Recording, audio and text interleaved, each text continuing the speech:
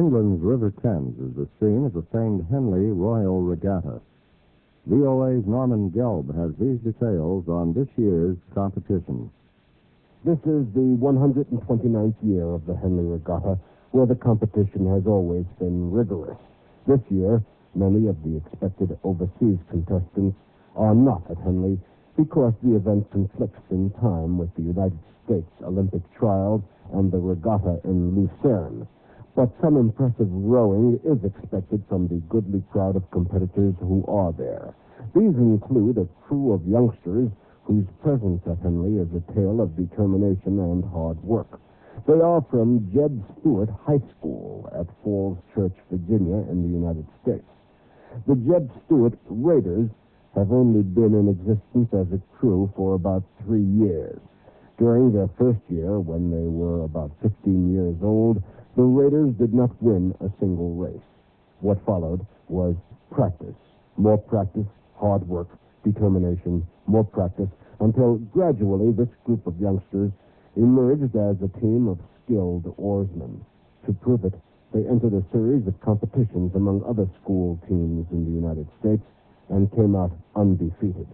It was then that someone suggested a trip to Henley to enter international competition. It was a wonderful idea, they all agreed, but they had no money.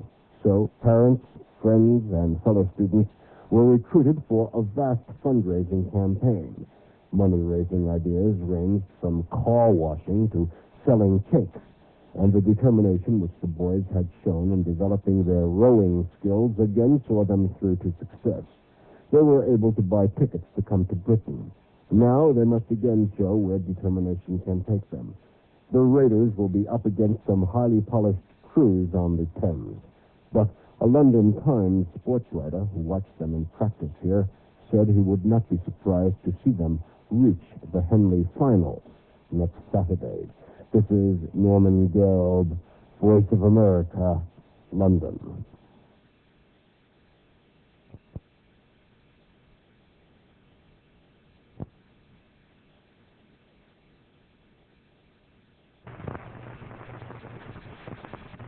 Then we came to the last race of the day, the final of the Princess Elizabeth Challenge Cup between J.B. Stuart High School from Fairfax, Virginia, and our own Eton College. And a cracking good race it was. The question was, could Great Britain make a grand slam of all the trophies for the first time in over 40 years? We joined the race with the crews coming up to Fawley, with Stuart High School just in the lead. Eton on the right, Stuart High School of America on the left.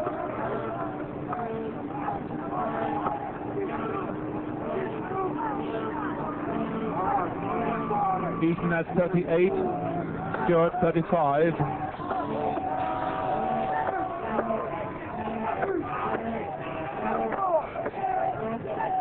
And this is going to be quite a stormer. Stuart still holding on to that canvas lead as the crews come up towards Fawley.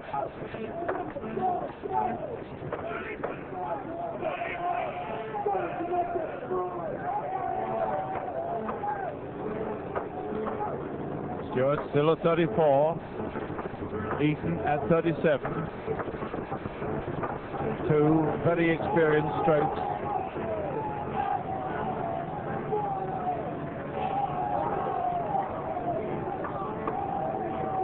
A third of a length is the verdict given at Fawley. A third of a length to the American crew.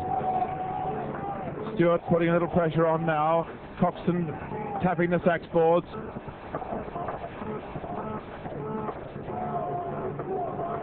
Time to Fawley with 3:58. That is 5 seconds faster than Eton did this morning. And Eton were on the Buckinghamshire station this morning.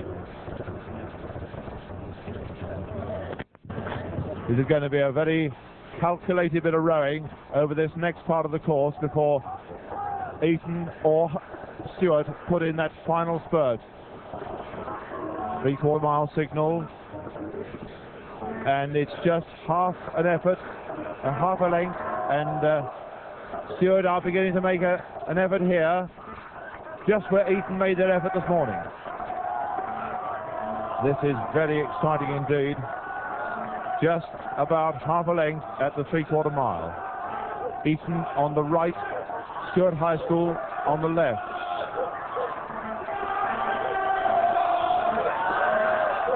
And this is the remaining trophy to be decided whether it stays in this country or goes overseas. All the other ones remain here.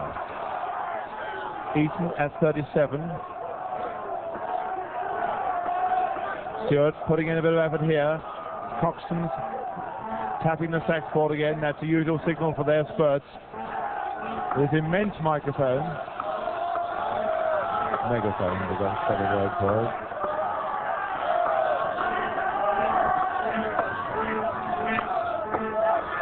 Eton coming along. Remenham Club coming up to the mile signal. Stuart at 35. Eton still 2 strokes a minute higher. They're rowing a very well calculated race.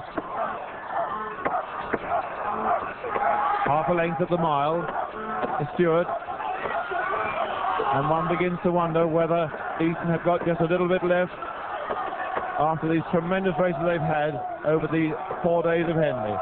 Bow is Wilson, 2 is Auglier, 3 Haxgalo, 4 is Foulis, and 5 is then Hancock, 6 Rudrud, 7 is Lang, and the stroke Wilson, average weight Stuart High School 12 stone 6, average weight Eton 12 stone 4.